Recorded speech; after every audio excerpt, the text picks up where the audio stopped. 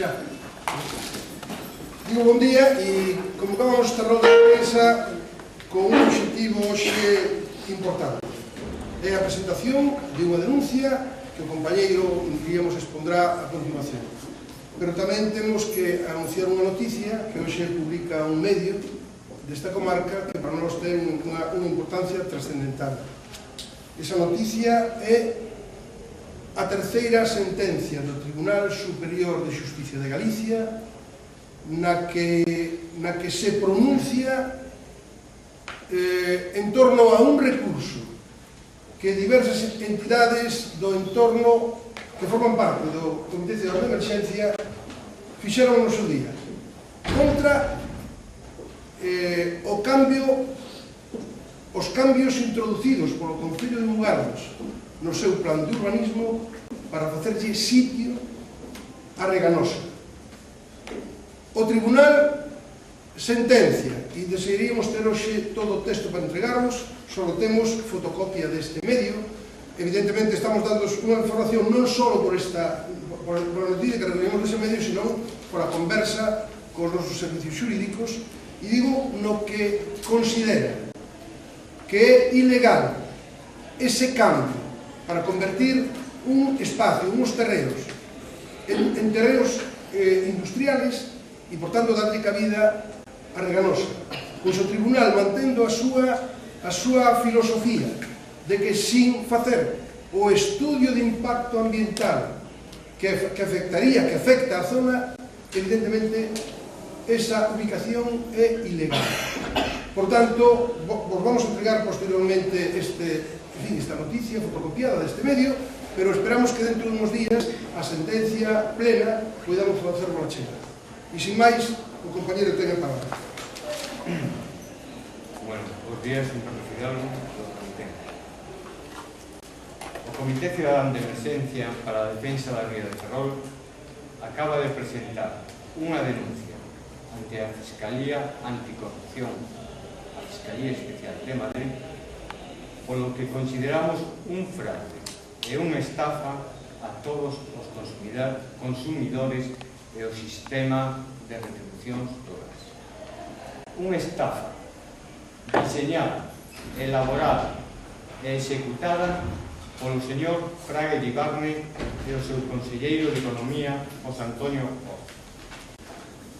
Esta estafa consiste en pagar, eso sí, con fondos públicos, unos precios exageradamente altos, increíblemente altos, para instalar unha planta de gas nos terrenos dun socio do conselleiro de Economía, nos terrenos do señor Tojeiro que ten en Mugardos.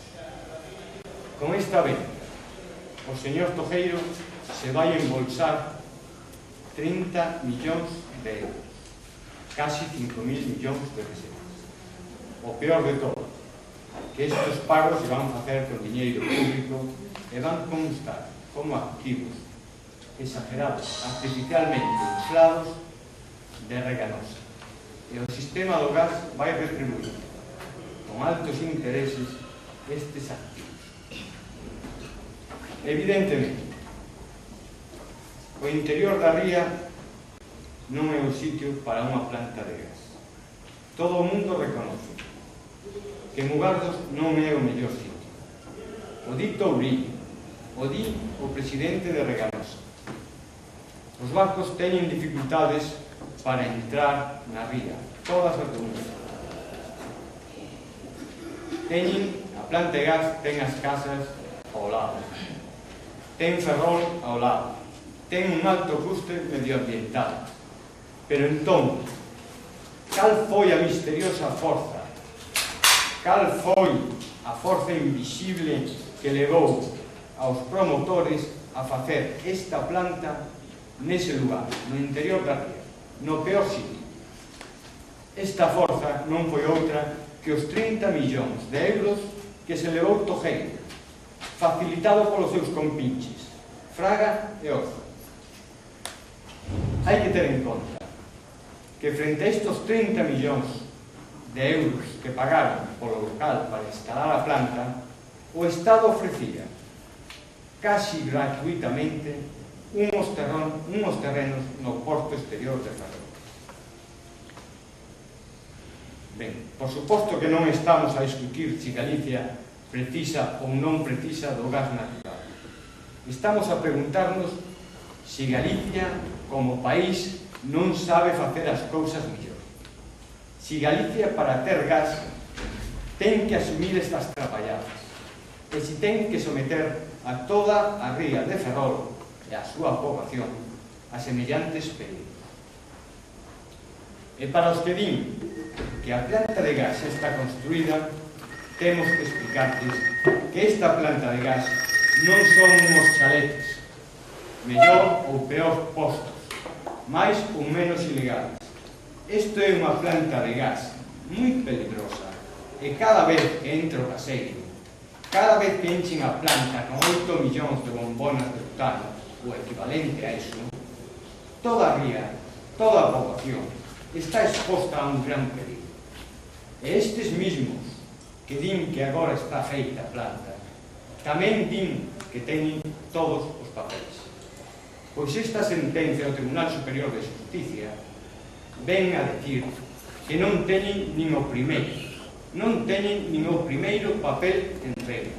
E non entendemos que fai este goberno enfrentado ao Tribunal Superior de Justicia de Galicia, o máis alto Tribunal de Justicia de Galicia, enfrentado a toda a poboación de Ferrol, aliándose con unha empresa privada, que quede ben claro, privada. Reganosa é privada, con unha participación, eso sí, mínima, da Xunta de Galicia, e que están parando todas estas trapalladas. Agora os enseño, os repartimos a denuncia que se presentou onte na Fiscalía. Sí, están aquí. As copias.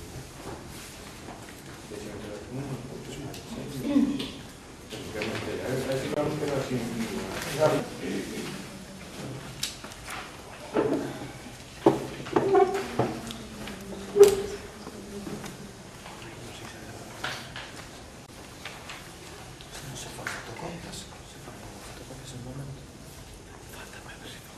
Eu quixera, en todo caso, añadir no nombre deste comité e dos pechados un chamamento ao conxunto da ciudadanía para que o vindeiro domingo poidamos expresar o que este comité ven facendo desde fai 8 anos, que non é outro que a defensa da legalidade, como lo din os tribunales, da vida e da ría de Ferrol. Chamamos a todos os veciños desta bisbarra a estar connosco este próximo domingo. Eu tamén quería añadir algo, porque me parece que esta sentencia me pide que fale, posto que non solamente formo parte do comité, como todos saben, sino que resulta que son do Ayuntamento de Mugardos. E creo que habrá que pedir responsabilidades nese concello, responsabilidades seriamente, que xa se había pedido por varias vías, unha delas, isto, pero responsabilidades agora, en serio, a ver que van a facer con estes personaxes que ainda que ahora mesmo non estén sentados no banquillo do goberno de Mugardos, que algúns xa non están, pero que temos que recordar que este cambio de usos non se fixo solo con o señor Ramón Toimil, que era o que estaba gobernando, sino que, exceptuando a Esquerda Unida, que votou en contra, os outros apoiando. Por lo tanto, as persoas que están ahora mismo no Ayuntamento de gobernando son tan responsables como o que era alcalde en aquel momento, e haberá que pedir responsabilidades.